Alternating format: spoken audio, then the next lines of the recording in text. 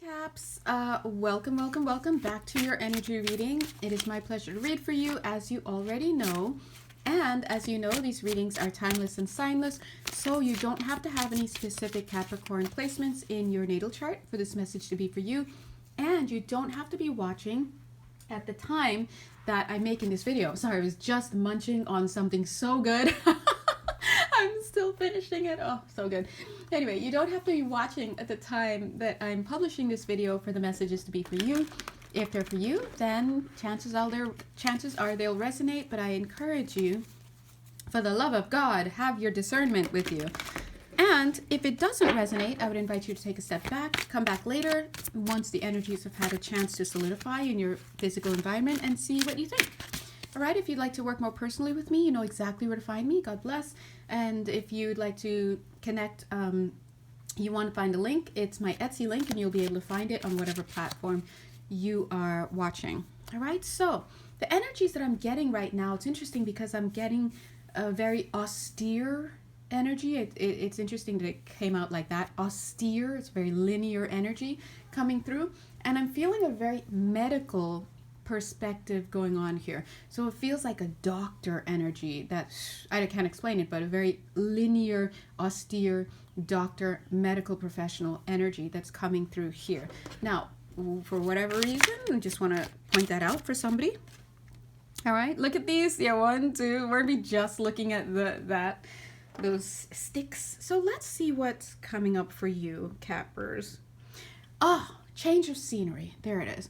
So Capricorn, whoever you are, I'm definitely getting vibes. Notice how my voice has gotten a little deeper. It's a little bit more linear. The narrative is changing a little bit, right? Because I'm tapping into this energy. It feels very, very much that you're going to be having some type of change. It feels like a change of scenery, a change of workplace, a change of something that's happening. And I'm getting that it's going to be like a bridge. So whatever it is that you're training is what I'm getting. Well, I love that. Whatever it is that you're well, I want to say two things. Number one, whatever it is that you're changing, I'm saying training, they're putting training over it. So training and whatever you're doing, let me put it this way, but the highlight to the guides, they're saying training. Oh, maybe it's the training that you're doing. There's going to be a bridge from one to the next. So if you are moving locations, moving workplaces, moving something, it feels very foundational. I want you to know that it's going to be a smooth transition. Let me feel into that. If there's a so long as you kind of energy to it, let me see. Oh, so it's going to be a smooth transition so long as you don't put it on the megaphone. You know, guys, make those moves. You make the moves first, and then you apprise people. Don't be like, hear ye, coming up, I'm doing this, that, and the other, because then you start doing what? Inviting the ops, and they're always trying to be out here. In other words, don't shout your business. Don't even tell your business. You don't have to. Make your moves, and then you let a brother know, like, oh, hey guys, by the way, boom, this is what I was, I just wanted to let you know this is what I've done, and that's it. Otherwise, you invite too many energies, too many people into the energy that you've created. And remember, when we observe something, when we put our energies into something, it mixes it up. It starts to change the matter, basically. And so that's why you don't want to involve people early on with whatever it is that you're doing. And I feel, be like a thief in the night.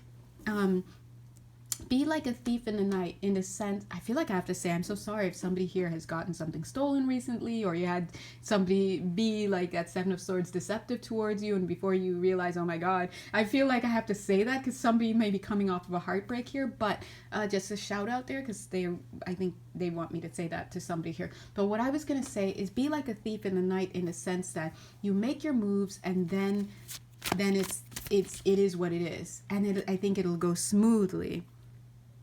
And it's almost like by the time they look for you, you gone.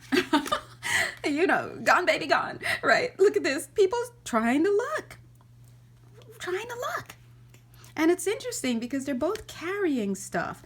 Don't send for anybody here. Look, there's the 8 of Cups. By the time they look for you, you're gone. That's what I'm talking about. Now, you want to be looked for by those who can find you and evaluate. I want to say value you, and then I almost said evaluate you. Look at this devil energy. Look at this. Ops. That's what I'm talking about. 5 minutes, 5 seconds. So they're saying, I'm translating. No one is out here saying ops. I'm saying that, right? Opposition, ops, right? But I'm translating. But they're saying choose wisely. I do feel that you're going to have for some of you, 6 or 7 opportunities for things, or 6 or 7. I'm also seeing maybe even leaving. You don't have to do this, but 6 or 7 red herrings for people. Like maybe it could be something as simple as when people are like, hey, how you doing? What are you up to? Oh, I'm good. I'm just busy. Red herring, right? Or how are you spending your days? I'm just like, I don't know. I've been catching up on some movies. Red herring. They don't know that you're on your grind about something. There's something you're working on. There's something you're doing. You're translating. You're transferring, whatever this is. And you would be wiser. You'd be all the wiser not to mention it. So that by the time they see you, you're already gone. They see this, that you're not doing much, but this is what you're doing. You're out here picking and choosing whatever it is that you need to see. I'm also getting a little bit of the Disney, what is it? I don't.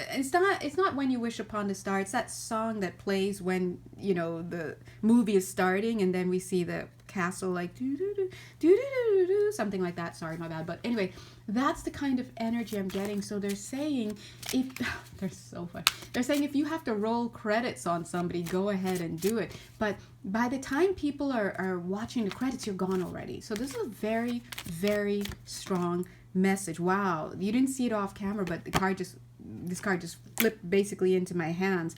So yeah, by the time they notice you're gone.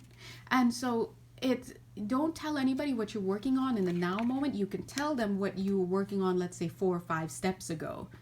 So keep them at a distance. If you even need to tell anybody anything, see how when they look at you, you're at rest, like, oh, I'm not doing much, oh, much love to all, but look at you calculating out here. It's 2 different energies altogether. Now, in the meantime, as you're doing that, let's move away from this energy, because the energy of what you're moving away from, and let's zoom in on what you're aligning with as you're making your preparations or working on whatever project it is or whatever move that you're contemplating. Here you are, being receptive to spirit. This is bringing me back to one of the readings that we did not too long ago. Forgive me, I can't remember which one it was. I don't know if it was a Virgo one or whatnot, but it was talking about how, it was this very same cute little card. And it was talking about sometimes we have this feeling like, oh, I'm not doing anything with my life. Or especially, if you're in the mission-based community, like Star Seeds, Lightworkers, all of that, you've got soul contract for service to others, right? You may feel like, well, what am I doing? I try to say it in a way. It's like, what about me? It's like a little person, like, what about me? Right? And so you think everybody else is doing something big, and what am I doing? Right? And so the idea in that reading is coming back again with saying you need to adjust your idea about things. Number 1, because in that reading, it was a stark juxtaposition between what you thought you were doing and what you should be doing, this big elongated show of leadership and authority and like mission and movement and moving and shaking. And then it was like on the other side, boom, just this card, where we got this cute little Page of Pentacles, with her watering can. And remember what they said, you're in position to do what you're supposed to be doing. When you keep holding ideations about lack, like, oh, I should be doing this, I want to be doing that, that's like stepping outside of being centered and being in a receptive state. You have to be in the state of like, look, JC, whoever I'm talking to out there, I may not know exactly what it is that I signed up for, and really, why would I expect myself to know, because I can't even see around the corner. And last I checked, my intuitive abilities were still coming online. So what am I doing? Right? I can't see.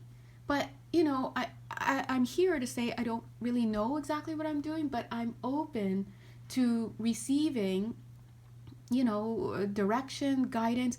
And either way, even if I never hear it to my liking, where there's enough certainty and enough direction and understanding, I can trust that whoever I am being and whatever it is that I'm doing, or wherever it is I'm occupying at any given moment, that spirit can use me in the way that is best to assist, others and myself.